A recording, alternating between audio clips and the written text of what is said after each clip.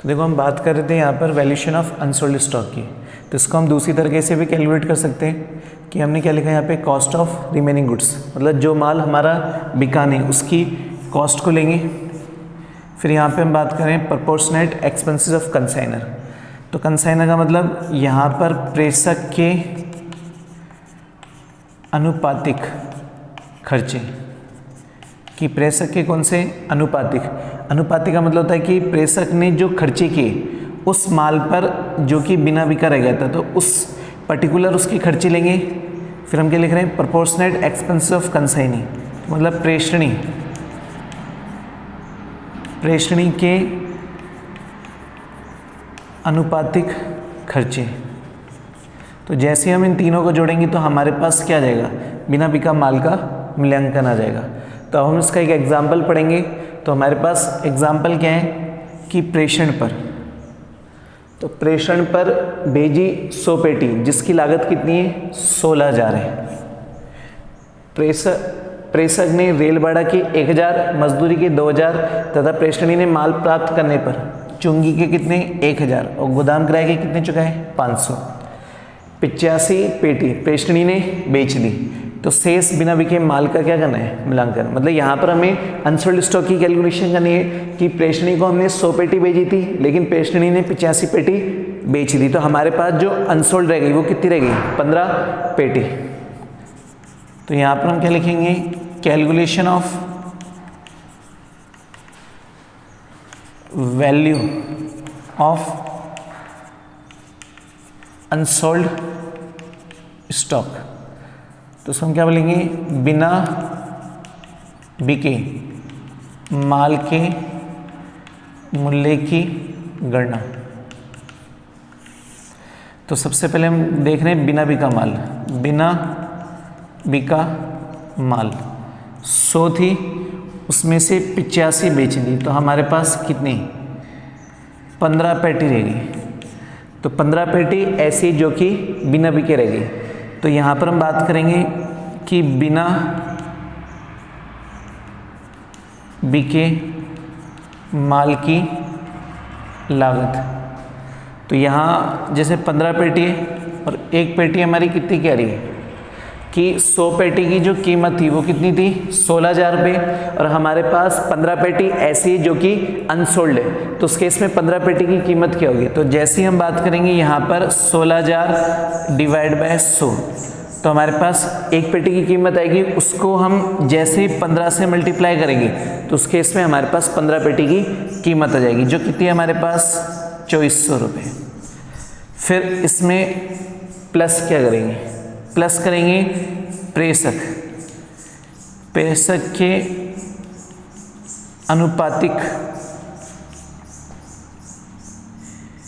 अनुपातिक खर्चे।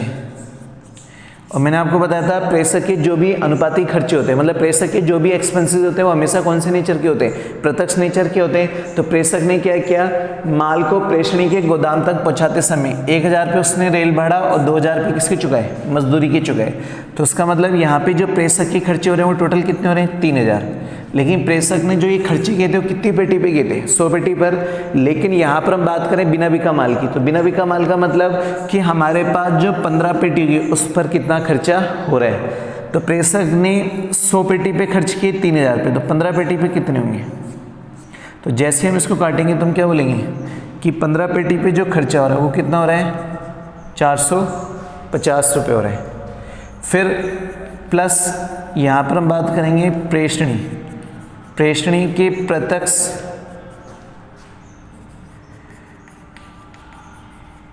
आनुपातिक खर्चे। तो प्रत्यक्ष का मतलब, क्योंकि प्रेषणी के हमने पढ़ा था कि प्रेषणी के वही खर्चे लेते हैं जो डायरेक्ट नेचर के होते हैं। अगर प्रेषणी के खर्चे डायरेक्ट नेचर के नहीं है तो उस केस में फिर हम बिना बिका माल की गणना करते समय उसको सम्मिलित नहीं करते। तो यहाँ पर प्रेषणी ने 2 तरह के खर्चे किए, 1,000 रुपये चुंगी के और 500 रुपये गोदाम किराए। और मैंने आपको बताया था गोदाम किराए का मतलब कि माल जब गोदाम में आएगा तो उस समय के खर्चे। तो गोदाम किराया हमेशा कौन सा खर्चा आता है, अप्रत्यक्ष खर्चा। लेकिन चुंगी का मतलब माल को छुड़ाते समय उसने कितने खर्चे किए 1,000 रुपये, तो ये कौन सा खर्चा है प्रत्यक्ष नेचर का। तो प्रेषणी के जो प्रत्यक्ष अनुपातिक खर्चे वो 1,000 हो रहे हैं, कितने के 100 यूनिट पे, तो इसका मतलब 15 यूनिट पे कितने होंगे, तो 15 यूनिट पे हो रहे हैं 150 रुपये, तो टोटल कितने हो गए, तो टोटल यहाँ पर कितने हो गए 3000। तो इसका मतलब बिना बिके माल के मूल्य की जो वैल्यू आ रही है वो कितनी आ रही है 3000 रुपये। तो इस तरह हम क्या करते हैं, अनसोल्ड स्टॉक की कैलकुलेशन करते हैं। तो हमें बस ये ध्यान रखना है कि अनसोल्ड स्टॉक में हमें प्रेषक प्लस प्रेषणी दोनों के खर्चे लेने हैं, लेकिन प्रेषणी के केवल वही खर्चे लेते हैं जो प्रत्यक्ष नेचर के, मतलब जो डायरेक्ट नेचर के होते हैं। अगर वो इनडायरेक्ट नेचर के होंगे तो हम उसमें सम्मिलित नहीं करेंगे। तो यहाँ पर प्रेषक के सभी खर्चे लिए, लेकिन प्रेषणी के ओनली कौन से लिए, प्रत्यक्ष, क्योंकि प्रेषणी ने जो 1000 और प्लस 500 1500 चुकाए थे, जिसमें से 1000 रुपये कौन से खर्चे हैं, चुंगी। तो चुंगी का मतलब यहाँ पे डायरेक्ट नेचर हो गए, क्योंकि वो माल को जब गोदाम में लेके जाएगा तो उस समय तो चुंगी चुकाएगा, तो इसलिए हम उसको कौन से खर्चे मान रहे हैं, प्रत्यक्ष। वो कितने यूनिट पे किए थे, 100 पे, तो 15 यूनिट पे होंगे तो कितने खर्चे हुए, 150। तो हम टोटल कितना करेंगे, तो कितना आ रहा है 3000 रुपये। तो इस तरह हमारे पास बिना बिके माल का मूल्य कितना आ रहा है, 3000 आ रहा है। इसी को हम दूसरी तरीके से भी कर सकते हैं।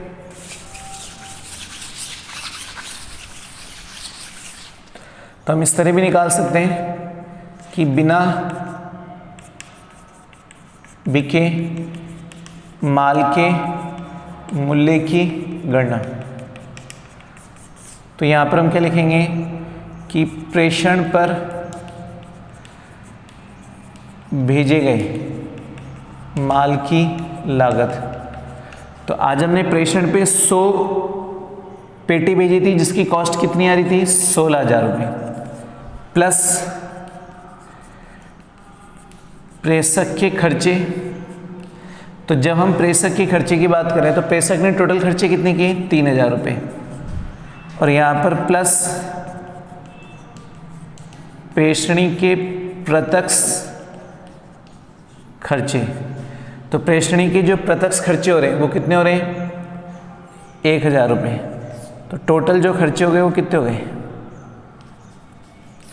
20,000 रुपये। तो अब हम यहाँ पे क्या करेंगे, बिना बिके माल का मूल्य। तो बिना बिके माल का मूल्य कैसे निकालेंगे, यहाँ पर हमने पढ़ा था कि प्रेषण पर, तो प्रेषण पे जो टोटल कॉस्ट आ रही है वो कितनी आ रही है, 20,000 रुपये।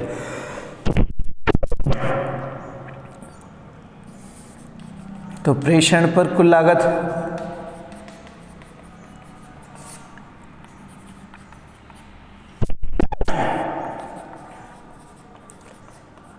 कुल इकाइयाँ इंटू